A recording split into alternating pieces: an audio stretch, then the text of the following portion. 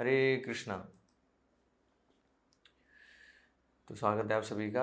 रामनवमी विशेष, रामनवमी के उपलक्ष्य में विशेष जो सीरीज़ हमने प्रारंभ करी है रामायण के वीर चरित्र। तो आज हम चर्चा करेंगे जटायु के विषय में, जिन्होंने अपने जीवन का बलिदान दिया भगवान की सेवा में और एक उत्कृष्ट सेवक का उदाहरण प्रस्तुत किया कि कैसे एक सेवक जो है वो भगवान के लिए कुछ भी कर सकता है ना, अपने जीवन का जो है बलिदान भी दे सकता है आवश्यकता पड़ने पर। तो रामायण में जटायु सबसे पहले भगवान राम से कब मिलते हैं? तो यहाँ वर्णन है, सबसे पहले अरण्य कांड में उनका जो है उनकी भेंट होती है। और ये तब की घटना है जब भगवान राम को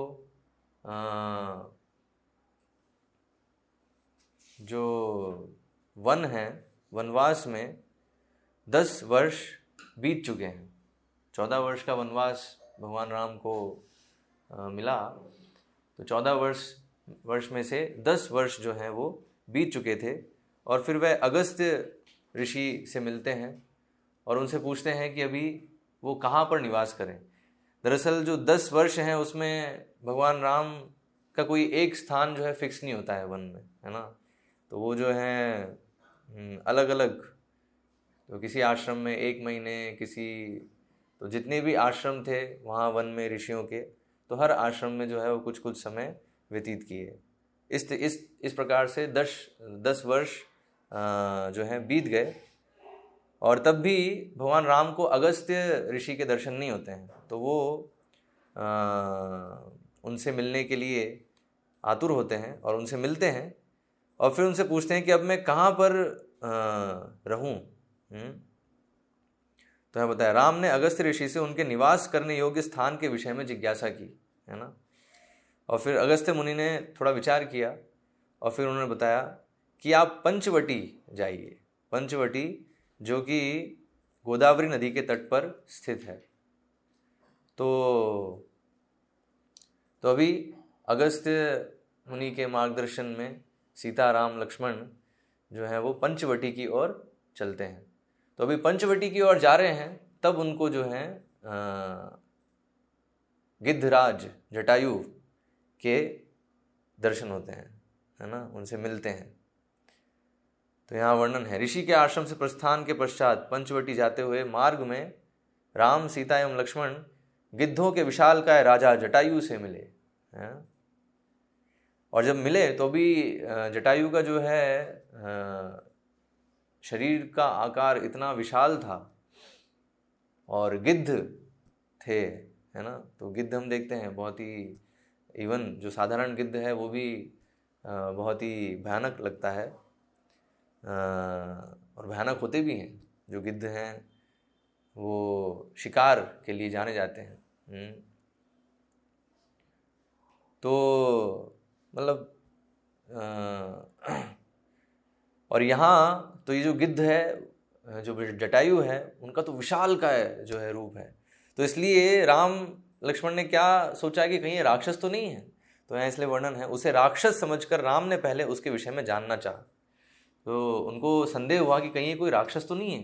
तो ऐसा जो है विशाल का रूप था जटायु का। तो जटायु समझ गए। तो जब राम ने पूछा कि आप कौन हैं, तो जटायु ने बहुत ही नम्र शब्दों में उनसे कहा, क्या कहा, मेरे पुत्र, मैं आपके पिता का घनिष्ठ मित्र हूँ। बहुत समय पूर्व कश्यप ने दक्ष की 8 पुत्रियों से विवाह किया। विनता से अरुण तथा तामसा से सेनी उत्पन्न हुए। मैं अरुण एवं उनकी पत्नी सेनी का पुत्र हूँ तथा मेरा नाम जटायु है। तो जटायु अपना परिचय देते हैं। सबसे पहले परिचय में बताते हैं कि मैं आपके पिता दशरथ महाराज का मित्र हूँ। तो पहले क्यों बताते हैं? क्योंकि भगवान राम को थोड़ा जो है ये शक होता है कि कहीं ये राक्षस तो नहीं है।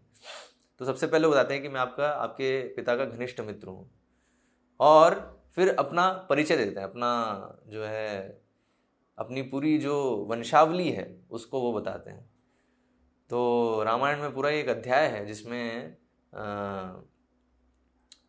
जटायु सृष्टि के प्रारंभ में ब्रह्मा ने जो प्रजापति उत्पन्न किए, प्रजापतियों से फिर जो जो प्रजा आई, और उसमें कौन सी वंशावली में जो है जटायु आ रहे हैं, तो पूरा वर्णन करते हैं। तो यहाँ पे थोड़ा संक्षेप में यहाँ बताया है कि जो विनता थी, तो विनता के 2 पुत्र थे, गरुड़ और अरुण।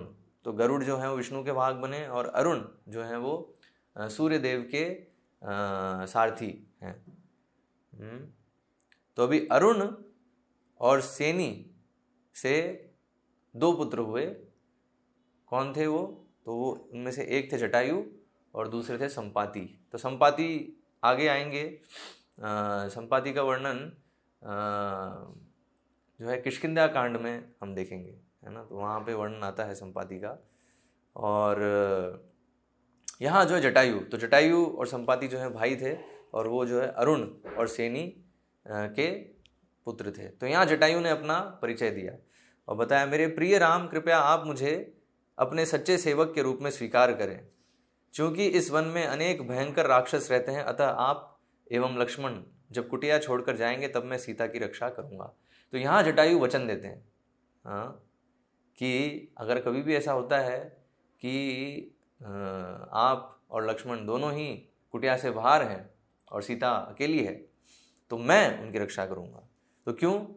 क्योंकि ये जो वन है वो भयंकर राक्षसों से भरा हुआ है। भयंकर राक्षस और जो वन मृग हैं, वन के जो जानवर हैं, है ना, भयंकर जानवर भी हैं। तो इसलिए उन सब से मैं जो है सीता की रक्षा करूंगा।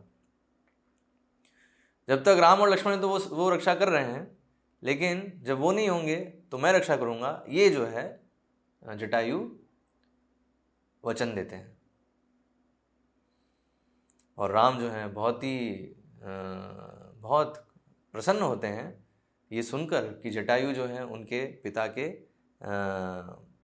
मित्र हैं। तो अपने पिता के साथ जटायु का पूर्व संबंध होने के कारण राम ने उन्हें सादर प्रणाम किया, है ना, और उनके पिता समान ही हुए एक तरह से राम, मतलब उस लीला में, हाँ, तो पिता के मित्र हैं तो पिता समान ही हैं। तो इस तरीके से जो है उन्होंने उन्हें सादर प्रणाम किया। और फिर वो पंचवटी की ओर चलने लगे, और जटायु ने भी उनके जो है वो उनके साथ साथ चले नहीं, वो तो उड़ रहे थे, है ना। तो निरंतर सतर्क रहते हुए गिद्धराज जटायु उनके संग पंचवटी तक गए।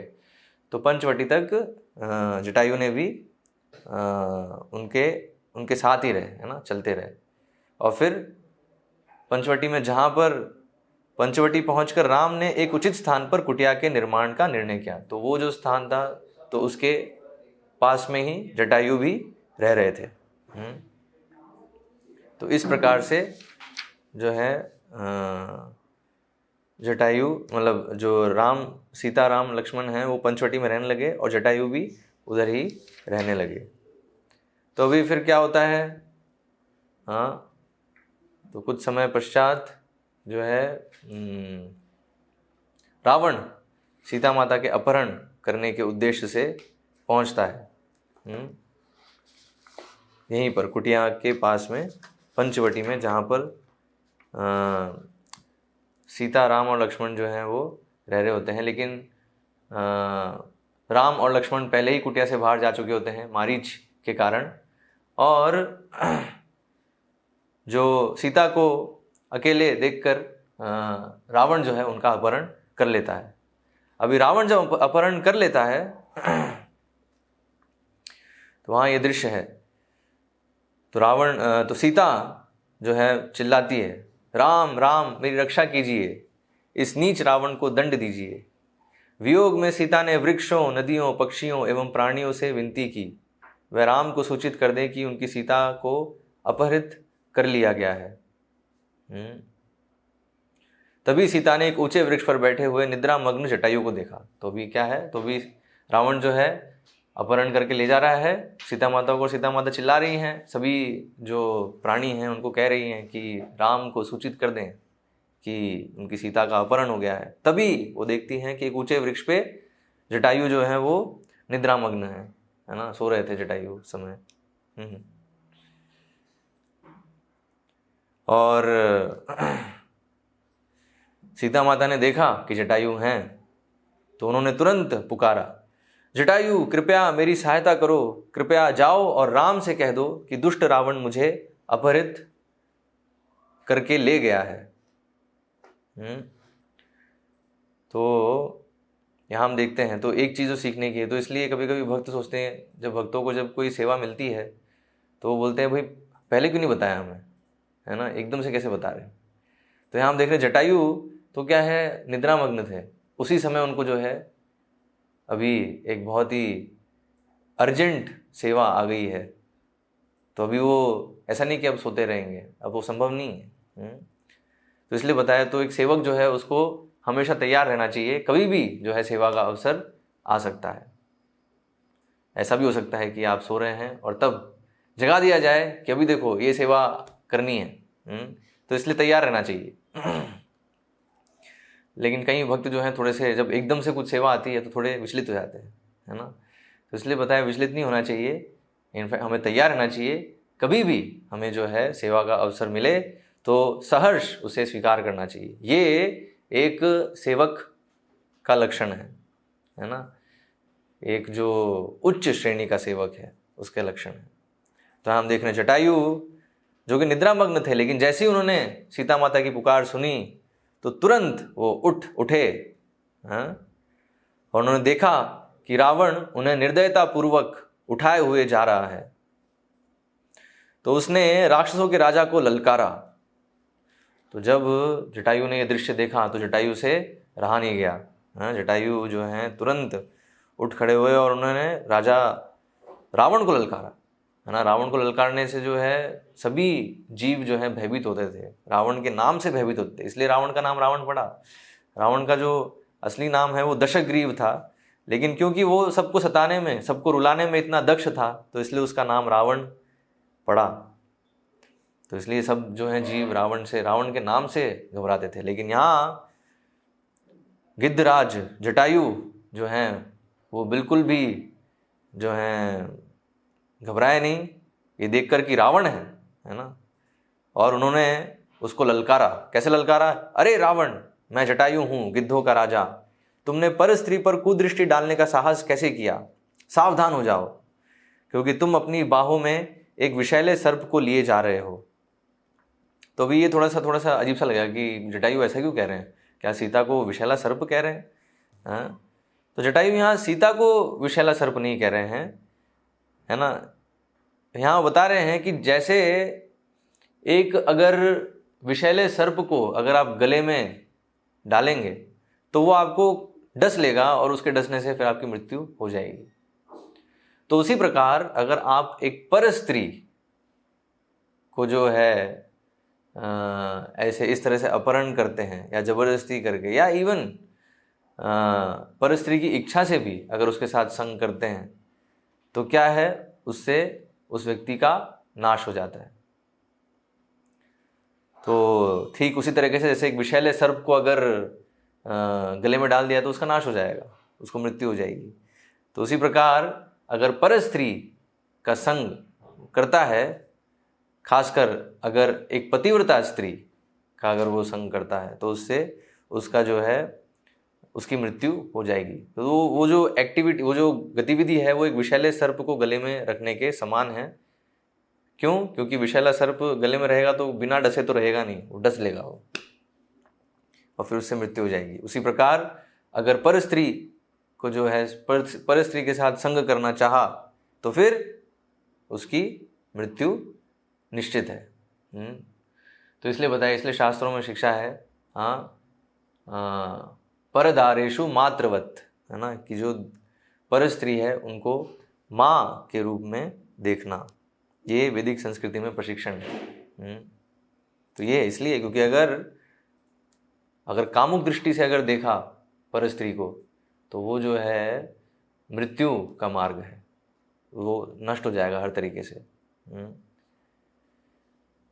तो ये सावधानी जटायु ने ये बताया रावण को कि देखो तुम जो कर रहे हो इससे तुम्हारा नाश होने वाला है, और तुम्हारा नहीं पूरे कुल का नाश होने वाला है। लेकिन फिर जटायु बताते हैं, जटायु फिर ये भी बताते हैं कि मैं अभी 60,000 वर्ष का हो चुका हूँ। तो यहाँ देखिए, क्योंकि त्रेता युग का जो है ये त्रेता युग में लीला हुई, तो उस समय जो है आयु 1 लाख से अधिक होती थी। तो इसलिए यहाँ वर्णन है कि गिद्धराज जटायु की आयु कितनी थी इस समय, 60,000 वर्ष के थे। तो यहाँ पर जटायु बता रहे हैं कि देखो मैं 60,000 वर्ष का हो गया हूँ और मेरे पास अस्त्र भी नहीं है, लेकिन फिर भी तुम्हें मैं ऐसे जाने नहीं दूंगा। बताते हैं तुम युवा हो और तुम्हारे पास अनेक हथियार हैं, किंतु मैं तुम्हें सीता को नहीं ले जाने दूंगा। मैं तुम्हें सचेत करता हूँ, अपना कुप्रयोजन त्याग दो अथवा अपने रथ से उस प्रकार गिरने के लिए तैयार हो जाओ जैसे कि वृक्ष से पका हुआ फल गिरता है। तो यहाँ हम देख रहे हैं जटायु का जो है बिल्कुल निडर होके रावण को बता रहे हैं कि तुम गलत कर रहे हो और अगर तुम नहीं सुधरते हो तो तैयार रहो मेरा सामना करने के लिए। हालांकि मैं वृद्ध हूँ और मेरे पास अस्त्र नहीं है, तुम युवा हो और तुम्हारे पास बहुत सारे अस्त्र हैं, फिर भी जो है मैं तुम्हें सीता को नहीं ले जाने दूंगा। तो ये अभी एक चीज़ दिख रही है। तो यहाँ हम देख रहे हैं हमारे पास जब भी कोई इस प्रकार से सेवा आती है तो बहुत बार ऐसा दिखता है कि हम तो योग्य नहीं हैं। जैसे यहाँ दिख रहा है, यहाँ साफ साफ दिख रहा है कि जटायु योग्य नहीं है रावण से युद्ध करने के लिए, और अगर युद्ध करेंगे तो पक्का है कि वो हारेंगे। तो ऐसे में तो पीछे हट जाना चाहिए, है ना, ये तो मूर्खता होगी इस तरह से युद्ध करने के लिए। तो ऐसे ही अगर हमें दिख रहा है कि हम कोई सेवा जो है बिल्कुल अर्जेंट सेवा आ गई है और हम उसके लिए जो है योग्य नहीं है ऐसा हमें लगता है, लेकिन गुरु कह रहे हैं नहीं तुम्हें करना है, फिर भी हम जो है सोचते हैं नहीं नहीं नहीं, हाँ, तो भी हमें उत्साह नहीं आता है। तो फिर क्या होगा तो फिर हम जो है सर्वश्रेष्ठ सेवक नहीं बन पाएंगे। तो यहाँ हम देख रहे हैं सर्वश्रेष्ठ सेवक जो है उसका लक्षण क्या है कि आवश्यकता पड़ने पर चाहे से वो उसको दिख रहा है कि सेवा के मैं योग्य नहीं हूँ, लेकिन गुरु चाहते हैं, गुरु का आदेश है, तो योग्यता नहीं होने पर भी वो अवश्य जो है एक अटेम्प्ट तो करता ही है ना, क्योंकि सफलता या असफलता वो हमारे हाथ में नहीं है, वो भगवान के हाथ में है। लेकिन अगर भगवान की सेवा का अगर प्रयास भी किया पूरे सच्चे हृदय से और पूरी क्षमता से, तो उसमें अगर असफल भी होता है व्यक्ति, है ना, तो भी वो सफल होता है। ये जो शिक्षा है वो जटायु यहाँ अपने उदाहरण से दिखा रहे हैं, है ना। तो इसलिए बताया अगर हमें लगता है कि हम अयोग्य हैं, लेकिन फिर भी अगर गुरु ने सेवा हमें दे दी है कि चलो ये करो और गुरु का आदेश है तो हमें उसको करना चाहिए। तो यहाँ पर जटायु जो है वो स्थिति को देख रहे हैं और समझ रहे हैं कि अभी समय नहीं है कि मैं जाऊं और राम और लक्ष्मण को ढूंढूं और उनको बताऊं और फिर वो आके फिर रावण से लड़ लेंगे। क्यों? क्योंकि रावण जो है बड़ी गति से सीता माता का अपहरण करते हुए लेके जा रहा है उनको। तो ये बताया है पुष्पक विमान जो है वो मन की गति से उड़ता था। तो मन की गति आप सोचिए कितना तेज है ना। तो इसलिए स्थिति को देखते हुए जटायु को ये समझ में आया कि समय नहीं है, अभी ही रोकना पड़ेगा रावण को। अगर अभी मैंने नहीं रोका तो रावण तो बहुत आसानी से निकल जाएगा। तो और ये भी है कि भगवान की सेवा हमें निडरता से करनी चाहिए, है ना। कोई भय नहीं होना चाहिए किसी प्रकार का, है ना, कि कैसे हम जो है इस सेवा को करेंगे, है ना, क्या कर पाएंगे या नहीं कर पाएंगे, सफल होंगे नहीं होंगे। इस प्रकार से हम देखते हैं, इस प्रकार से जो है विचार करते हुए फिर जो है थोड़ा उत्साह कम होने लगता है। तो इसलिए उत्साह बनाए रखने के लिए हमें पूरा भगवान पे निर्भर होके जो भी सेवा का अवसर मिले उसे करने का पूरी क्षमता से प्रयास करना चाहिए। तो ये शिक्षा भी यहाँ पे जटायु दे रहे हैं। तो इस प्रकार ललकारे जाने पर रावण क्रोधित होकर जटायु की ओर लपका। तो भी रावण जो है वो बहुत क्रोधित हो गया जटायु के वचनों को सुन के। तो इस तरह से वो फिर उनकी ओर लपका और उन दोनों के मध्य फिर एक भीषण युद्ध आरंभ हो गया। तो यहाँ वर्णन है कि ऐसा युद्ध लग रहा था वो जैसे कि मानो दो पर्वत आपस में टकरा रहे हैं, दो पर्वत एक दूसरे से टकरा रहे हैं। तो इस प्रकार से जो है युद्ध दोनों राजाओं के बीच में प्रारंभ हो गया। तो रावण जो है राक्षस राज और जटायु गिद्ध राज, है ना, दोनों जो हैं युद्ध करने लग गए। और यहाँ होता है भीषण युद्ध हुआ। और इस भीषण युद्ध में जटायु ने ऑलमोस्ट रावण को हरा दिया, है ना। तो रावण ने जटायु पर अनेक हथियारों से प्रहार किया। और जो है देखने की बात है कि इसमें जटायु के पास कुछ है भी नहीं, अस्त्र कुछ नहीं है। जटायु के पास उनकी चोंच है और जो है उनके नाखून हैं, बस इन्हीं दो अस्त्रों से। और ऑफ कोर्स पंख हैं जिसके कारण वो उड़ पा रहे हैं हवा में। पुष्पक विमान भी उड़ रहा है और जटायु भी उड़ रहे हैं और उड़ते उड़ते जो है वो युद्ध कर रहे हैं। तो रावण ने अब अनेक अपने जो अस्त्र हैं वो जटायु पे चलाए, किंतु उस विशाल गिद्ध ने अपने चंगुलदार पैरों से रावण को कुरेद दिया। तो रावण को जो है ना पूरा अपने पैरों से उन्होंने कुरेद दिया। और रावण के जो शक्तिशाली बाण थे वो जटायु के शरीर को टकराए, है ना। तो अनेक शक्तिशाली बाणों से जटायु का शरीर घायल हो चुका था। तो रावण ने इतने सारे बाण चलाए कि जटायु का शरीर घायल भी हो गया था, लेकिन फिर भी वो रुके नहीं। तो क्या है यहाँ वर्णन है, क्योंकि वो जो दृश्य था कि सीता जो है वो चीख रही है, रावण के रथ में है, तो ये जो दृश्य था वो जटायु से बिल्कुल सहन नहीं हो रहा था। मतलब ये दृश्य की, ये देखने की पीड़ा अधिक थी जो तीर लगने की पीड़ा से। मैं बताया, तथापि रावण के रथ में चीखती हुई सीता के दृश्य ने उसे सारी पीड़ा सहन करने के लिए सक्षम बना दिया। तो रावण के जितने भी बाण जो है उनको लग रहे थे उसकी पीड़ा कम थी। ये जो दृश्य है कि रावण ऐसे सीता को अपहरण करते हुए ले जा रहा है और सीता जो है चीख रही है, चिल्ला रही है, ये देख के जटायु को अधिक पीड़ा हुई। जटायु ने बाणों के भयंकर प्रहार से प्रतिरक्षा के लिए अपने पंखों का उपयोग किया और अपने पैरों से रावण के धनुष को नष्ट कर दिया। तो अभी क्या है, जटायु ने बाणों से बचे वो अपने पंखों के माध्यम से, है ना। बहुत सारे जो हैं उन्होंने बहुत सारे बाणों से बचे, लेकिन फिर भी कई बाण लगे भी, लेकिन उन्होंने अपने पैरों से फिर रावण के धनुष को नष्ट कर दिया, तोड़ दिया। हाँ, तो ये यहाँ हम देख रहे हैं कैसे जो है युद्ध कर रहे हैं जटायु।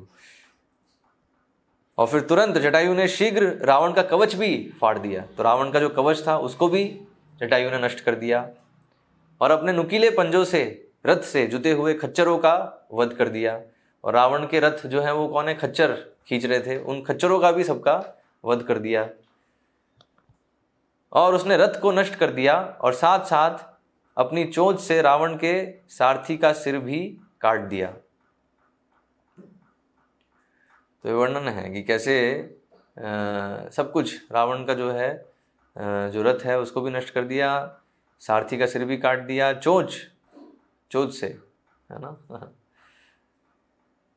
तो इस प्रकार से उन्होंने पूरी तरीके से बहुत ही भयंकर युद्ध चला और जटायु ने रावण के सभी जो रावण का रथ था, रथ को खींचने वाले खच्चर थे, रावण का सारथी था, सब को जो है सबका वध कर दिया। तो अभी रथ नष्ट हो जाने के कारण फिर क्या हुआ, रावण भूमि पर गिर गया, किंतु उसने सीता को अपनी भुजाओं में दबाए रखा। तो अभी पूरे समय क्या है, रावण ने सीता को पकड़े हुआ है ना। रावण मतलब सीता को पकड़ के रखा है और फिर जटायु से युद्ध भी कर रहा है। तो क्या संभव है, तो क्योंकि रावण के कितने 20 हाथ हैं, नहीं, दशग्रीव 10 सर हैं और 20 हाथ हैं। तो इसलिए 2 हाथों से तो उसने सीता को पकड़ के रखा है और बाकी हाथों से जो है वो जटायु के साथ युद्ध कर रहा था। तो रथ नष्ट हो गया, भूमि पर गिर गया रावण, फिर भी उसने सीता को अपनी भुजाओं में दबा के रखा।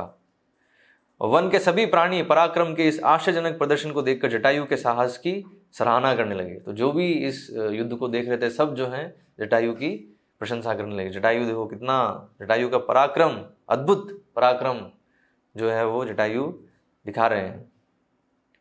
लेकिन समस्या क्या थी, जटायु जो है वृद्ध थे और शीघ्र ही थक गए। तो ये एक्सपेक्टेड था, उन्हें जटायु को ही मालूम था ये कि जटायु ने खुद ही बोला कि मैं वृद्ध हूँ, 60,000 वर्ष का हो गया हूँ, और रावण जो है वो युवा था। तो अभी क्या हुआ, इस पॉइंट पे यहाँ जो है जटायु थकने लगे।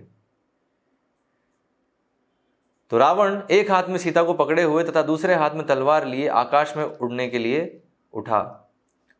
रावण की निंदा करते हुए जटायु अकस्मात उसकी पीठ पर कूद पड़ा और उसके बालों को पकड़कर इतने जोर से खींचने लगा कि राक्षसों के उस राजा के अधर क्रोध से कांपने लगे। अपनी बाई जंघा से सीता को दबाए हुए रावण ने पीछे की ओर हथेली से जटायु पर प्रहार किया, किंतु जटायु ने स्वयं को उस प्रहार से बचा लिया और रावण की बाई और की 10 भुजाओं को अपनी शक्तिशाली चोंच से फाड़ दिया। तो ये देखिए, तो जटायु ने रावण के जो बाई और के जो 10 हाथ थे वो पूरे के पूरे 10 हाथ जो हैं अलग कर दिए रावण के शरीर से, अपनी चोंच से ही उन्होंने पूरा जो है हाथ काट दिए। लेकिन क्या था, क्योंकि रावण को ब्रह्मा जी का आशीर्वाद था, ब्रह्मा जी से वर मिला था, तो इसलिए क्या हुआ, जैसे ही वो हाथ कट गए रावण के, तुरंत 10 भुजाएं फिर से प्रकट हो गई। और यहाँ वर्णन है कैसे, जैसे बिल्कुल जैसे सांप जैसे प्रकट होता है, सांप कैसे चलता है, वैसे जो है वो 10 भुजाएं ऐसे प्रकट हुई और रावण को फिर से जो है 10 नए हाथ प्राप्त हो गए। किंतु उनके स्थान पर तुरंत ही रावण की 10 नई भुजाएं उत्पन्न हो गई। तब राक्षसों के राजा ने सीता को एक और छोड़कर अपनी मुट्ठी एवं पैरों से जटायु पर प्रहार करना आरंभ कर दिया। तो अभी क्या है, अभी तक रावण जो है सीता को पकड़े ही हुआ था, हाँ, लेकिन अभी क्या है, अभी जब उसने देखा कि तो बहुत जटायु बहुत हावी हो रहे हैं उन पे, तो उसने सीता को एक साइड छोड़ा और फिर पूरी तरह से अपने पूरे 20 हाथों से अभी जटायु के साथ युद्ध करना प्रारंभ कर दिया। तो यह युद्ध लगभग 1 घंटा चलता रहा। निराश होकर रावण ने अपनी तलवार उठाई। तो रावण जो है वो समझ गया कि तो इनको जो है ये तो बहुत ही शक्तिशाली है और अभी मुझे कुछ करना ही होगा। तो उसने क्या किया, उसने तलवार उठाई और जटायु के पंख, पैर और मांसल पार्श्व को घातक रूप से काट दिया, जिससे वह घायल होकर गिर पड़ा। तो बस रावण की बस तलवार ही बची थी, बस बाकी सब सारे जो अस्त्र हैं सब कुछ जटायु नष्ट कर चुके थे, लेकिन बस तलवार बची थी और तलवार से जटायु के पंख और पैर को जो है रावण ने काट दिया और इसके कारण जटायु बहुत ही बुरी तरीके से घायल होकर गिर पड़े। और सीता ने जब ये देखा तो वह बहुत विषादग्रस्त हो गई और आंखों में आंसू भरकर वो जटायु को गले से लगाने लगी कि जैसे कि उनका कोई खुद उनका स्वजन जो है वो समस्या में है। तो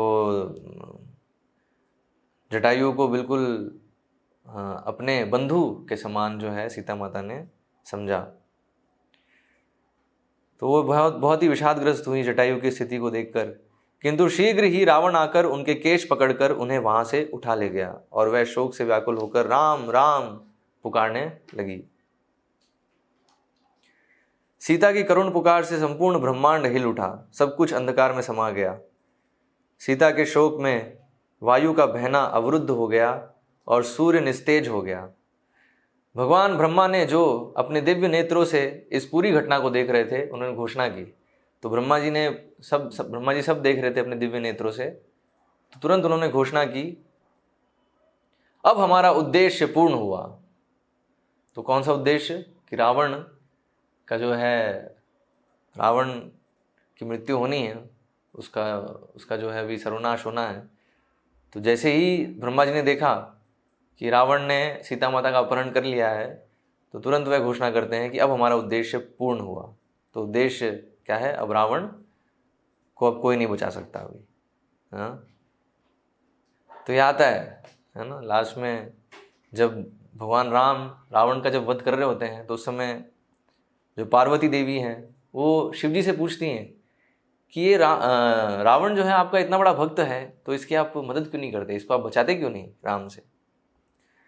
तो उस समय शिव जी जो है कहते हैं कि अगर भगवान ने किसी को दंड देने के लिए निर्धारित कर लिया है तो उसको कोई नहीं बचा सकता। अर्थात अगर भगवान किसी को मृत्यु दंड देना चाहते हैं तो उसको कोई नहीं बचा सकता, और भगवान जिसकी रक्षा कर रहे हैं उसका कोई कुछ बिगाड़ नहीं सकता, है ना।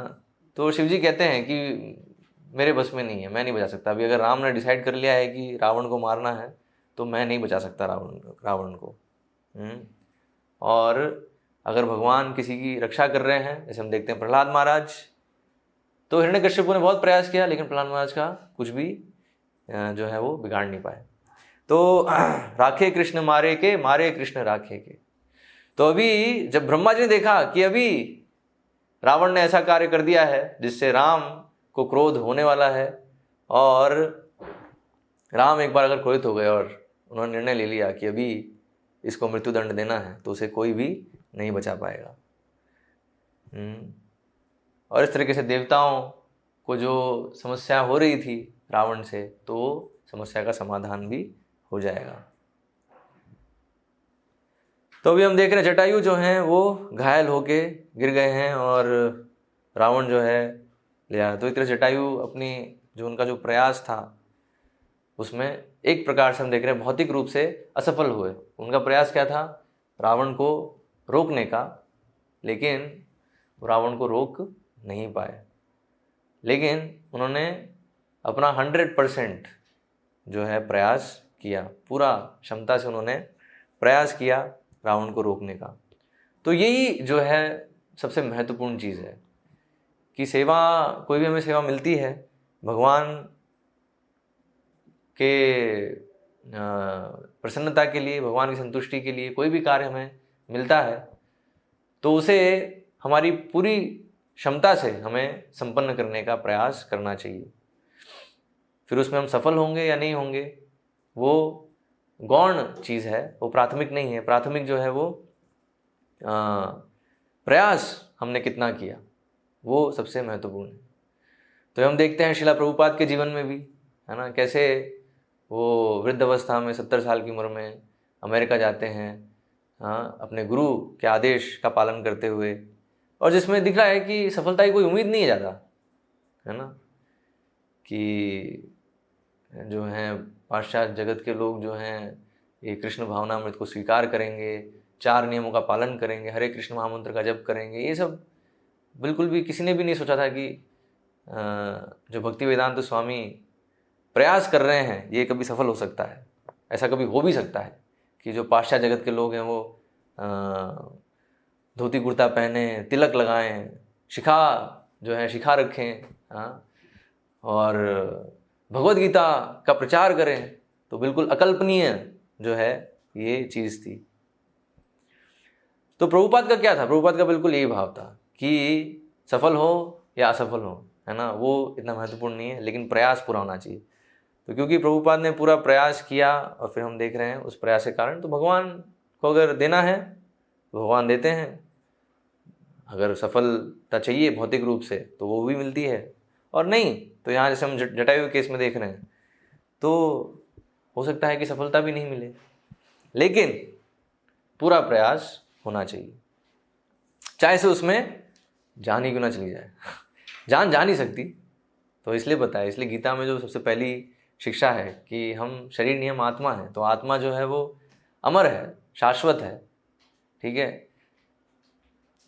पॉइंट क्या है? अगर भगवान की सेवा में अगर शरीर बदलना भी पड़े, है ना, तो मृत्यु क्या है? ये शरीर का जो है बड़ा परिवर्तन। तो लेकिन अगर भगवान की सेवा में अगर जो है शरीर का परिवर्तन हो रहा है तो क्या होगा? नेक्स्ट शरीर पक्का आध्यात्मिक होगा, जो कि हमारा प्रयास तो है। हर एक भक्त का लक्ष्य क्या है? यही है ना कि हमें आध्यात्मिक देह प्राप्त हो जिसमें हम भगवान की नित्य सेवा में संलग्न हो सके। तो अगर ऐसा अवसर मिलता है कि भगवान के लिए अगर जो है जीवन, मतलब ये जो वर्तमान शरीर है उसकी भी अगर आहुति देनी पड़े, तो उसमें भी जो है पीछे नहीं हटना चाहिए। तो जटायु अपने उदाहरण से दिखा रहे हैं, और हम देखते हैं श्रीला प्रभुपाद भी इसी भाव में थे, है ना। तो कितना बड़ा रिस्क है प्रभुपाद ने लिया है, एक वृद्ध अवस्था में जो है वो अमेरिका जा रहे हैं। अमेरिका मतलब क्या है, जहाँ पर ऐसा वातावरण है, बहुत सर्दी है, मतलब वातावरण बिल्कुल अलग है भारत से, जो एनवायरमेंटल कंडीशंस हैं, है ना। तो अधिकतर समय 10 महीने तो वहाँ ठंड रहती है, और ऐसी ठंड बर्फ़ गिरती है। और जो लोग हैं वो अलग प्रकार के हैं, कोई उनको वहाँ जानता नहीं है, बिल्कुल फॉरेन जगह पे, नई जगह पे। और कैसे जाना है? समुद्र पार करके जाना है, और समुद्र पार करते हैं हम देखते हैं नाव में, शिप में जो है बहुत समस्या आती है। प्रभुपाद को हार्ट अटैक भी होता है ना, सी सिकनेस बहुत स्वास्थ्य संबंधी समस्याएं होती हैं, लेकिन फिर भी प्रभुपाद जो है पीछे नहीं हटते हैं। प्रभुपाद लिटरली, प्रभुपाद जो है बिल्कुल जो है जान पे खेल कर, है ना, अपने जान को पूरी तरह से जोखिम में डाल के जो है अमेरिका गए, और ये जो है पूरा आंदोलन, जो हरे कृष्ण आंदोलन है, उसको प्रारंभ किया। और ये जो है इतने सारे मंदिर, इतने सारे जो शिष्य हैं, और इतनी सारी पुस्तकें उन्होंने लिखी। तो हम देखते हैं प्रभुपाद जो है बहुत बार, है ना, अपने प्राणों को जो है जोखिम में डाले भगवान की सेवा के लिए। तो हम देख रहे हैं जटायु से, हम ये उदाहरण देख रहे हैं कि इवन अगर प्राणों को भी खतरा है, ऐसी सेवा है जिसमें प्राणों को भी खतरा हो सकता है, तो उससे भी पीछे नहीं हटना चाहिए। हाँ, तो उससे जो है भगवान, तो ऐसा जो सेवक है उससे तो भगवान कितने संतुष्ट होंगे, है ना। वो तो पक्का भगवान को प्रसन्न करेगा। तो यहाँ हम देखते हैं कि अभी जब राम वापस आते हैं कुटिया की तरफ, मारीच को वो मार देते हैं, और मारीच चिल्लाता है राम की आवाज़ में ही, हे लक्ष्मण, हे सीते, है ना। और तब सीता माता को लगता है कि अरे राम जो है कष्ट में है, तो इसलिए फिर लक्ष्मण को भेजते हैं ये कि राम की मदद करने के लिए। और जब राम अभी वापस आ रहे होते हैं तो लक्ष्मण को देखते रास्ते में, और पूछते अरे तुम कैसे कुटिया से बाहर आ गए, तुमने सीता को अकेले कैसे छोड़ दिया।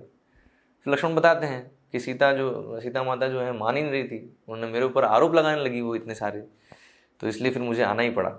लेकिन भगवान राम फिर बोले, ओ तुमने बहुत गलत किया, अब क्या होगा, है ना। मुझे क्योंकि निमित्त दिख रहे हैं कि कहीं सीता को किसी राक्षस ने अपहरण तो नहीं कर लिया है। और जब वो वापस जाते हैं तो देखते हैं कुटिया में कि सीता है ही नहीं। और तब जो राम को जो जिस चीज़ से की घबराहट हो रही थी, तो वही उनको लगता है कि ऐसा ही हुआ है। फिर वो सीता की तलाश करते हैं पूरे वन में, और तलाश करते करते करते करते जो है वो पहुंचते हैं जहाँ पर जटायु गिरे हुए होते हैं, है ना। तो यहाँ वर्णन है, तत्पश्चात वन में खोजते हुए राम एवं लक्ष्मण ने रक्त रंजित जटायु को देखा। तो अभी राम और लक्ष्मण खोज रहे हैं सीता माता को, और खोजते खोजते क्या देखा उन्होंने, दरअसल यहाँ वर्णन है, उससे पहले तो उन्होंने संकेत देखे, उन्होंने जटायु को घायल हुए गिरे हुए हैं वो बाद में देखा, पहले उन्होंने देखे संकेत जिसमें ये साफ हो रहा था कि बहुत ही भीषण युद्ध हुआ है यहाँ पे। दरअसल पहले उन्होंने सीता माता के चरण चिन्हों को देखा। यहाँ वर्णन है,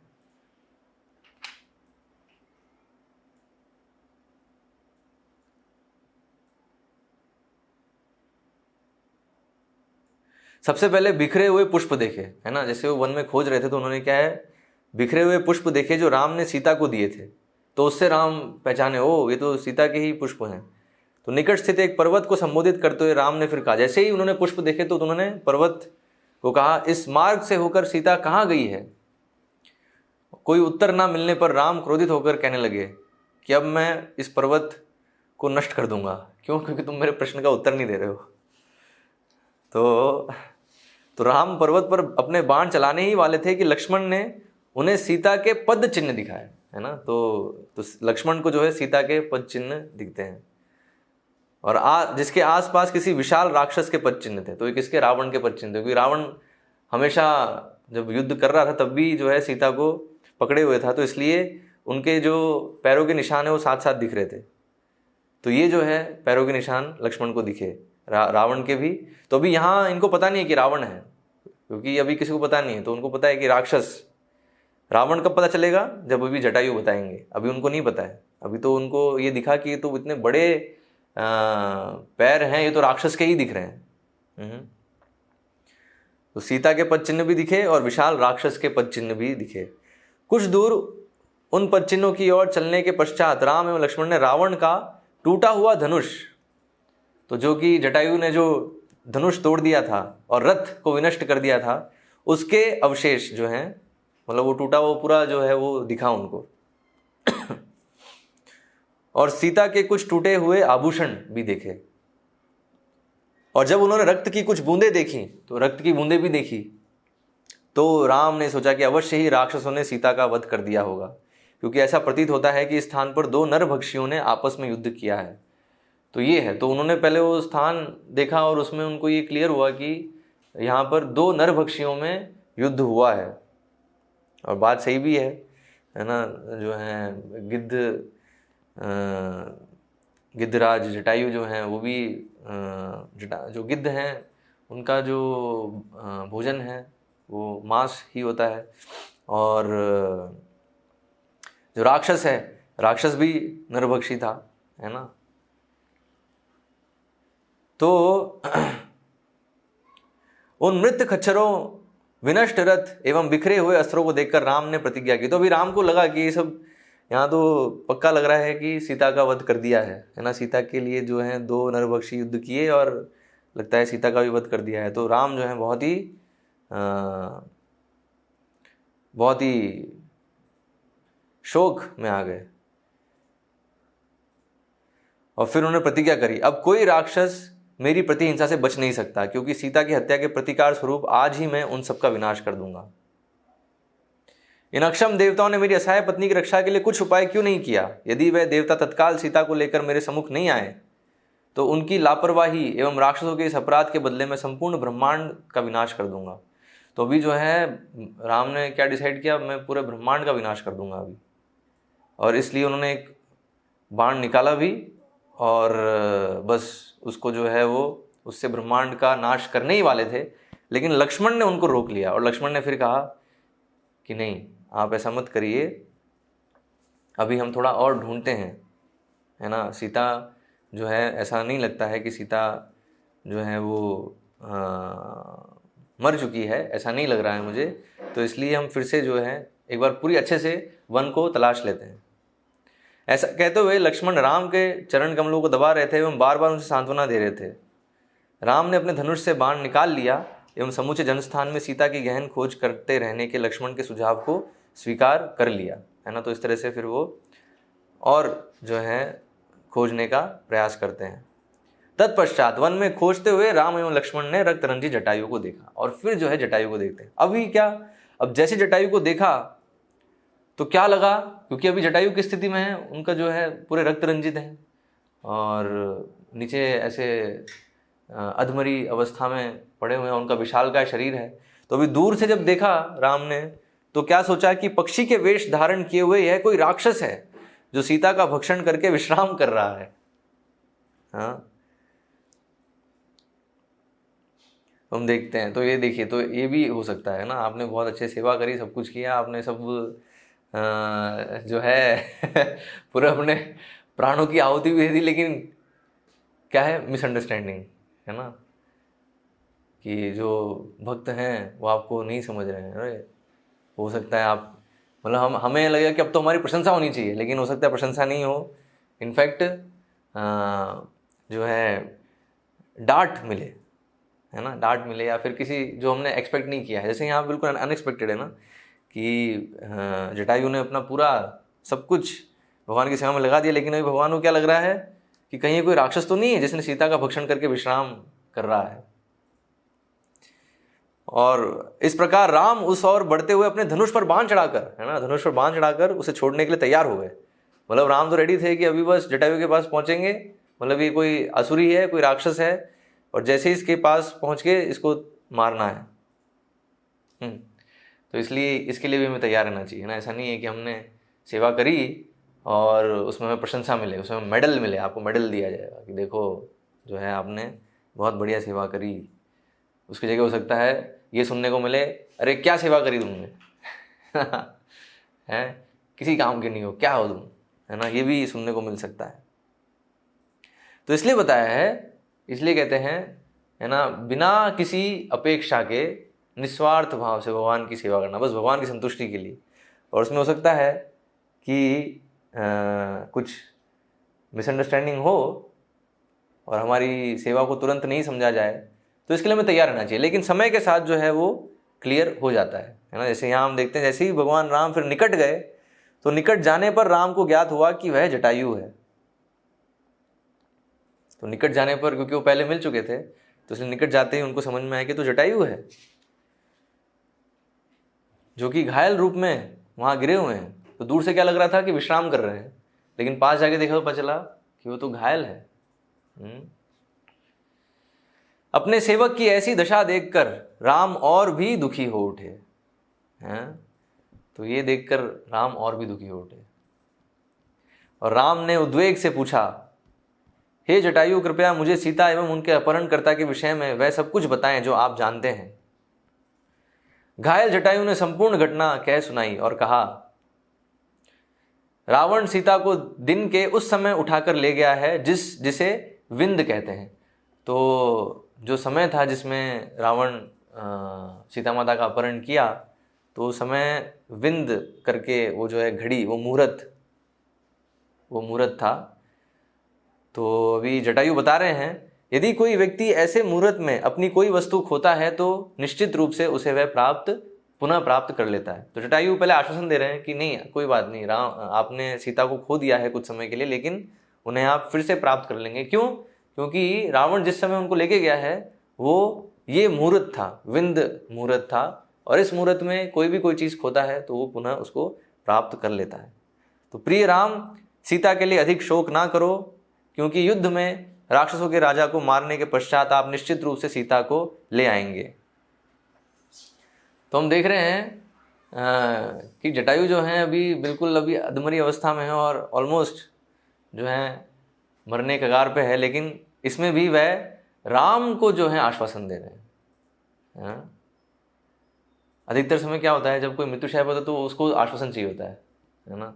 वो सबसे अपेक्षा करता है कि सब जो है मुझे थोड़ा जो है ढांढस बंधाएं कि है ना, हाँ नहीं कोई दिक्कत नहीं है, नहीं आप डॉक्टर सब जो है प्रयास कर रहे हैं, आप बच जाएंगे, है ना। उस समय उसको जो है मोटिवेशन चाहिए होता है कि नहीं। लेकिन यहाँ हम देख रहे हैं जटायु जो है भगवान राम को एक प्रकार से जो है मोटिवेशन दे रहे हैं कि आप चिंता मत करिए, आप शोक मत करिए। तो हम देख रहे हैं, इसलिए देखिए, तो इसलिए भक्त की चेतना क्या है, वो हमेशा भगवान के प्रति ही सचेत रहता है कि भगवान कैसा सोच रहे हैं, भगवान को कैसा लग रहा है ना। हमें खुद को कैसा लग रहा है वो इतना इम्पोर्टेंट नहीं है। तो अभी जटायु को खुद जो है मरणासन अवस्था में है, तो वो उनके लिए इतना इम्पोर्टेंट नहीं है। हाँ, तो वो कोई अपेक्षा नहीं कर रहे कि अभी राम जो है उनको जो है आश्वासन देंगे, कुछ करेंगे, नहीं। इनफैक्ट वो जो है राम को आश्वासन दे रहे हैं कि आप शोक ना करें, क्योंकि युद्ध में राक्षसों के राजा को मारने के पश्चात आप निश्चित रूप से सीता को ले आएंगे, और निश्चित कर रहे हैं कि आप सीता को ले आएंगे। तब वह रावण की उच्च वंश परंपरा के विषय में बताने लगा और राम राम कहते हुए अपनी अंतिम श्वास ली। तो ये है, तो उन्होंने फिर, तो जटायु ने भगवान राम को पहले आश्वासन दिया कि आप जो है सीता को प्राप्त कर लेंगे, ठीक है। मुहूर्त बताया, क्यों? क्योंकि इस मुहूर्त में आपने खोया है, मिल जाएगा आपको वापस, और आप जो है रावण पे विजय प्राप्त करेंगे और सीता को ले आएंगे। और फिर रावण के बारे में फिर जटायु ने फिर बताया कि रावण कौन है। तो रावण की जो वंशावली है तो उसके विषय में जटायु ने बताया। और फिर राम राम कहते हुए उन्होंने फिर अपनी अंतिम श्वास ली। तो ये इसे कहते हैं ग्लोरियस डेथ कहें, डेथ नहीं है, भक्त कभी नहीं मरते, है ना। तो जटायु जो हैं वो उन्होंने भगवान की सेवा में अपने प्राण भी जो हैं वो त्याग दिए। और इस तरह से तो अभी भगवान फिर कहते हैं, है ना, राम ने लक्ष्मण से कहा, सीता के अपहरण की घटना से अधिक त्रस्त मैं जटायु की मृत्यु से हूं, जिसने मेरे लिए अपने प्राण की आहुति दे दी। जाकर कुछ लकड़ियां ले आओ ताकि हम इनकी दाह क्रिया कर सकें, और यह सर्वविदित हो कि मेरे लिए की गई सेवा के परिणाम स्वरूप जटायु ने सर्वोत्तम लक्ष्य प्राप्त कर लिया है। तो क्या है जटायु सर्वोत्तम लक्ष्य? क्या? तो जटायु जो है भगवत धाम गए, है ना। तो ये जो है भगवान लक्ष्मण को कह रहे हैं। तो इस प्रकार फिर लक्ष्मण ने चिता तैयार की, राम ने जटायु का शरीर उस पर रखा और अग्नि दी। तो बिल्कुल जैसे अपने एक रिलेटिव, अपने एक संबंधी का दाह संस्कार करते हैं, उसी प्रकार से राम ने जटायु का दाह संस्कार किया। जटायु की आत्मा की शांति के लिए दोनों भाइयों ने प्रार्थना की और वैदिक मंत्रों का पाठ किया। तब राम एवं लक्ष्मण गोदावरी नदी के तट पर जलार्पण करने गए और उसके पश्चात उन्होंने स्नान किया।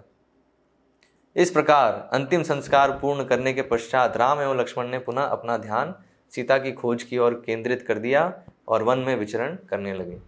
तो हम देख रहे हैं किस तरह से जटायु जो है उनका एक बहुत ही अद्भुत तरीके से उन्होंने भगवान की सेवा करी, अपने प्राण भी जो है प्राणों की आहुति दे दी भगवान की सेवा में, और इस तरीके से उन्होंने पूर्ण रूप से भगवान को संतुष्ट किया। और भगवान स्वयं कहते हैं कि जटायु ने सर्वोत्तम लक्ष्य प्राप्त कर लिया है। तो इसलिए हम देख रहे हैं जटायु की वीरता से बहुत सारे उदाहरण हैं, है ना। तो बहुत सारी शिक्षाएं हमने सीखी, तो उसका एक रिवीजन कर लेते हैं कि क्या क्या शिक्षाएं हमने सीखी जटायु के उदाहरण से। तो पहली शिक्षा क्या थी कि हमें निडर रहना चाहिए भगवान की सेवा में। हाँ, कोई भय नहीं होना चाहिए, कैसे होगा क्या होगा। अगर सेवा का अवसर मिला है तो उसे निडरता से उसे करने का प्रयास करना चाहिए। तो इसका अर्थ क्या है, ऐसे हमें अगर कहीं बोला जाए कि उधर जाके आप जो है पुस्तक वितरण करिए, है ना, या आप उधर जाके मंदिर प्रारंभ करिए, केंद्र प्रारंभ करिए, कहीं जाके कहीं डिफ़िकल्ट जगह पे जाके, ऐसे प्रभुपाद बहुत सारे भक्तों को भेजे ऐसे। तो तुरंत उसको जो है करना चाहिए, हमें उसमें पीछे नहीं हटना चाहिए। और अकस्मात सेवा आए उसके लिए भी तत्पर रहना चाहिए। ऐसा नहीं कि हमें जो है एक हफ्ता पहले बताया जाएगा या एक दिन पहले बताया जाएगा कि आपको ये करना है ना, और फिर हम अपना माइंड प्रिपेयर करेंगे और फिर हम जो सेवा करेंगे, नहीं, है ना। अर्जेंट सिचुएशन कभी भी आ सकती है, उसके लिए भी तैयार रहना है ना। ऑफ कोर्स प्लानिंग है, लेकिन कई चीज़ें होती हैं जो हमारी मतलब एकदम से आती है ना, जो प्लानिंग के अंतर्गत नहीं होती है।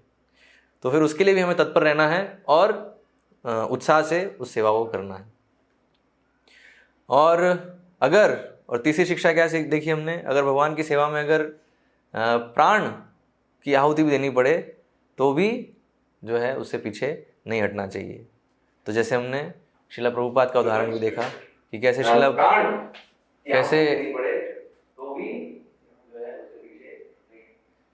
प्रभुपाद के उदाहरण में देखा कि कैसे श्रीला प्रभुपाद भी अपने प्राणों को जो है जोखिम में डाले कृष्ण भावनामृत का प्रचार करने के लिए, वर्तमान स्थिति में हम देखते हैं। ठीक है। और फिर अगली शिक्षा हमने क्या देखी कि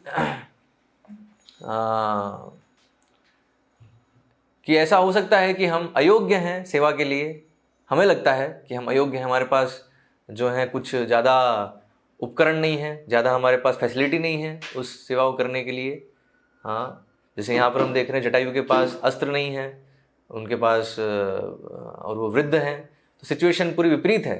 तो विपरीत परिस्थितियों में भी जो है जितना हो सके वो बेस्ट पॉसिबल सब चीज़ों का इस्तेमाल करके भगवान की सेवा करनी चाहिए।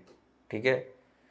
तो जैसे यहाँ हम देख रहे हैं कि जटायु के पास क्या है, पंख हैं, चोंच है और नाखून है, तो जो है उससे वो बेस्ट प्रयास कर रहे हैं रावण को रोकने का। तो ऐसे ही हमें भी जो है सेवा मिलती है और उसमें हमें लगता है कि हम अयोग्य हैं, लेकिन कुछ तो है हमारे, हाँ ऐसा तो है नहीं कुछ भी नहीं है हमारे पास, है ना। तो जो है उसका बेस्ट उपयोग करके भगवान की सेवा करनी चाहिए। और यस, अगर चीज़ें अगर फैसिलिटी मिलती हैं तो बहुत बढ़िया है ना। लेकिन ऐसा नहीं होना चाहिए कि हम फैसिलिटी का तैयार करें और फिर जो है हम सेवा प्रारंभ करेंगे। हाँ, अगर कोई अर्जेंट स्थिति है तो उसमें जो है उसमें हमें सेवा प्रारंभ करनी चाहिए। ठीक है, ये शिक्षा हमें मिलती है। फिर अंत में जो शिक्षा है कि ये सब करने के बाद भी कोई प्रशंसा या एप्रिसिएशन की अपेक्षा हमें नहीं करनी चाहिए। ठीक है, और इनफैक्ट हो सकता है कि हमें कुछ जो हैं कुछ लोग या फिर जिन्होंने हमें सेवा दी है वही हमें गलत समझें, ये भी हो सकता है। तो उसके लिए भी तैयार रहना है। तो अगर वो भी होता है तो भी इसका मतलब ये नहीं कि अब मैं क्यों सेवा करूँ, अब नहीं करूँगा मैं सेवा, है ना, मुझे तो कोई समझ ही नहीं रहा है। हाँ, तो जटायु ने ऐसा नहीं किया। वो समय के साथ वो जो गलत धारणा है वो भी क्लियर हो जाएगी। तो हमें इसलिए क्या है, धैर्य रखना है। तो हम देखते हैं, तो भगवान राम ने थोड़ी सी मिसअंडरस्टैंडिंग हुई जब जटायु को देखा वो ऐसे पड़े हुए जमीन पे। तो उनको क्या लगा कि ये कोई राक्षस है जो सीता का भक्षण करके विश्राम कर रहा है ना। और उन्होंने तुरंत जो है बाण निकाला और वो उनको मारने के लिए जो है वो तुरंत दौड़े उनकी तरफ। लेकिन जब पास में गए तो समय के साथ, है ना, तो हम देख रहे हैं समय के साथ जैसे ही पास गए, निकट गए, तो पता चला अरे ये तो जटायु है। तो इसलिए जो सेवाओं में जो मिसअंडरस्टैंडिंग होती है उसके लिए भी हमें तैयार रहना है। ऐसा भी हो सकता है कि हम पूरा प्रयास कर रहे हैं, पूरा जो है अपने आप को न्यौछावर कर दिया हमने भगवान की सेवा में, लेकिन जो कुछ लोग हैं वैष्णव समाज में ही हो सकता है जो जिन्होंने हमें सेवा दी है ना, वही हमें जो है गलत समझे और गलत समझने के कारण हमें डांटे या धिक्कारे, ये चीज़ें हो सकती हैं। लेकिन हमें संयमित रहना है ना। तो क्या होगा, समय के साथ क्लियर हो जाएगा, समय के साथ पता चल जाएगा कि हाँ हम तो सही थे। जैसे यहाँ जटायु जो है वो सही थे, उन्होंने पूरा अपना जो है 100% दिया, तो हमने 100% दिया नहीं दिया, समय के साथ वो क्लियर हो जाएगा। तो ऐसा नहीं, अरे ऐसा कैसे कह दिया तुमने, कैसे मुझे धिक्कार रहे हो, कैसे मेरी प्रशंसा नहीं कर रहे, मुझे क्या मिल रहा है, इतनी मैंने सेवा कर ली। तो इसलिए वो इस प्रकार से हमारा भाव नहीं होना चाहिए। तो इस तरीके से जटायु के जो हैं वीर्य कार्यों से हम बहुत सारी ये शिक्षा ले सकते हैं। हाँ, और इस प्रकार से उनके पद चिन्हों पे चल सकते हैं। तो यहाँ हम विराम देंगे। हरे कृष्णा। किसी को कोई अगर प्रश्न है तो पूछ सकते हैं।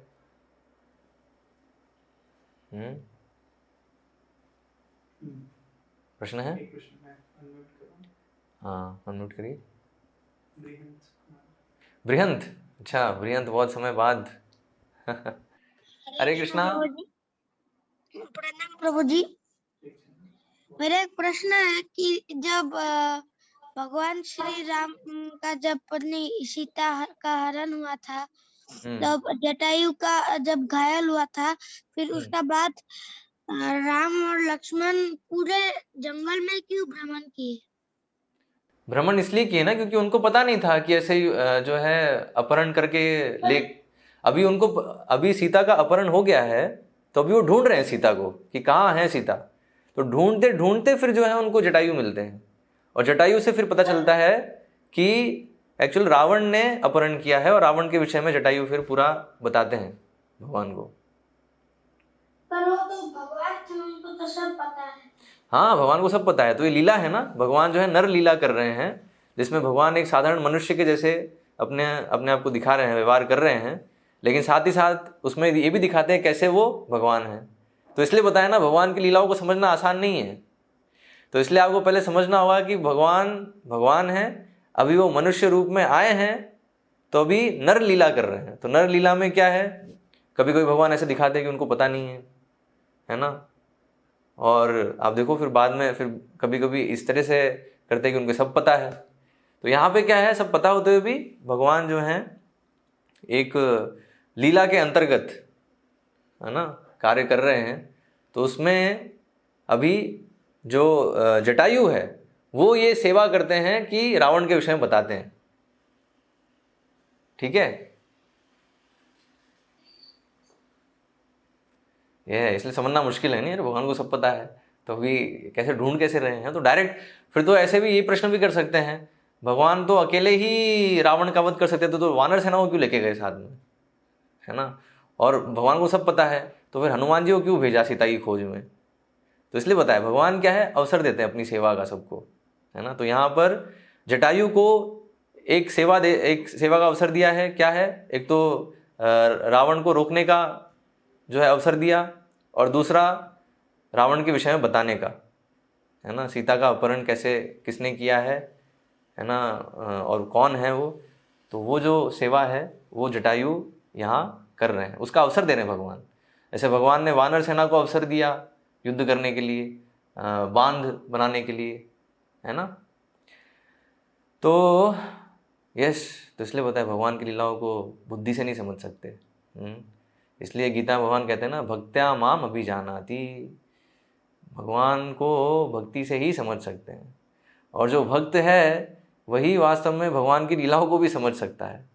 तो अगर सिर्फ बुद्धि से प्रयास करेंगे तो लीलाएं समझ नहीं पाएंगे, उन्हें लगेगा अरे कैसे भगवान को सब पता है, तो भगवान ऐसे कैसे ढूंढ रहे हैं, उनको क्यों नहीं पता है कि रावण ने हरण किया है और रावण कहाँ है। लेकिन यहाँ हम देखते हैं कि भगवान ऐसा दिखा रहे हैं कि उनको पता ही नहीं है कि किसने हरण किया है और कहाँ वो रहता है। अब तो अभी रावण का पता भी चल गया, लेकिन अभी रावण रहता कहाँ है, उसका स्थान पता नहीं है। तो जो वानर सेना है सुग्रीव के निरीक्षण में, उनको यही टास्क दिया जाता है कि पता करो रावण कहाँ रहता है, क्योंकि रावण जहाँ है वहीं पर जो है सीता भी मिलेगी। सीता की खोज करते हैं वो, है ना। तो लीला है, लीला के अंतर्गत भगवान हैं और भगवान के भक्त हैं, भक्तों को भगवान सेवा का अवसर दे रहे हैं। और यहाँ पे भगवान प्रकट हुए हैं तो असुरों का वध करने के लिए, तो भी रावण का वध होना है, तो भी उसके लिए जो है ये सारे मतलब एक भूमिका बन रही है उसकी। ठीक है, तो उसके अंतर्गत भगवान जो है लीला कर रहे हैं। हाँ, हरे कृष्णा। और किसी प्रश्न है उनका? प्रश्न है कर्मराज का कि क्या रावण सीता को छू सकते थे, माता सीता को?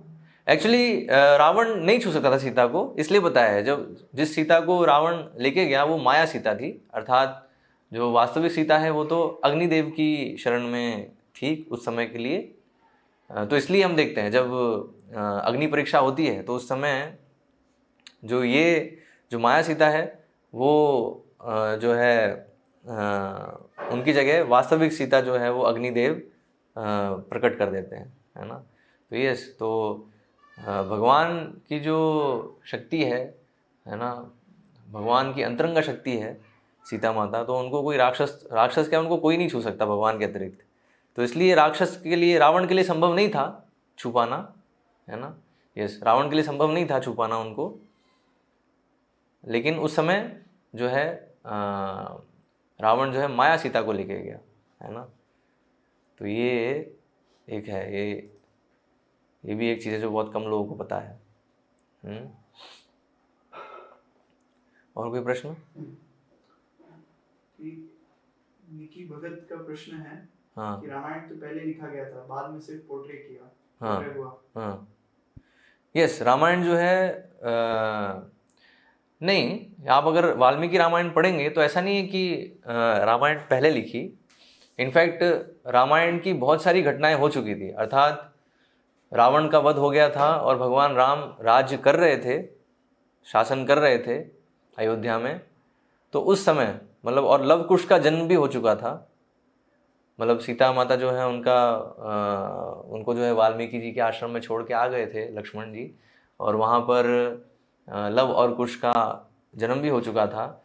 और तब वाल्मीकि जी ने लव कुश को, जो ये रामायण है, जो भगवान राम की जितनी भी लीलाएं हैं, उसको उन्होंने लिखित रूप, उस समय उन्होंने जो है 24,000 श्लोक जो है लिखे, है ना, कंपोज किए बेसिकली, लिखे नहीं उस समय, कंपोज किए उन्होंने। तो कवि, ये मतलब काव्य है ना, रामायण जो है काव्य के रूप में।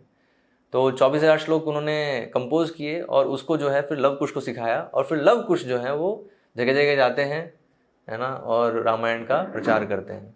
तो ऐसे फिर जब वो अयोध्या पहुंचते हैं भगवान राम के दरबार में, और फिर भगवान राम कहते हैं अच्छा तो ठीक है, आप जो काव्य सुना रहे हैं वो सुनाइए, बहुत ही अद्भुत काव्य है।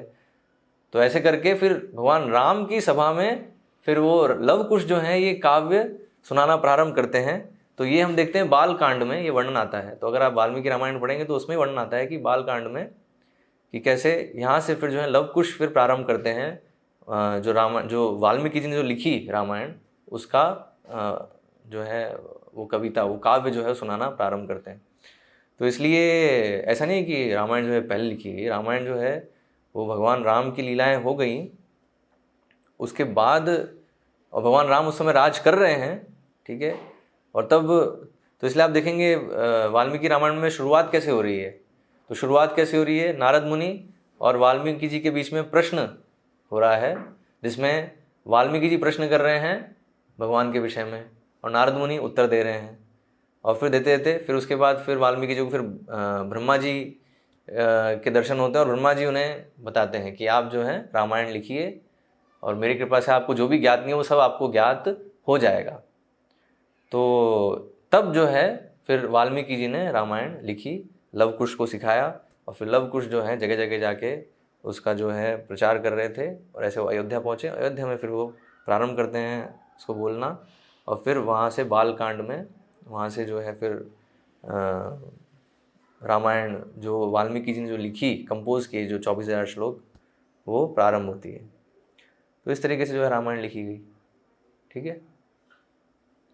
सुदीप श्रीवास्तव का प्रश्न है कि जटायु ने देवासुर संग्राम में भी युद्ध किया था, उनके पास कई सारे अस्त्रों और शस्त्रों का ज्ञान होगा, तो फिर भी उन्होंने उसका उपयोग क्यों नहीं किया?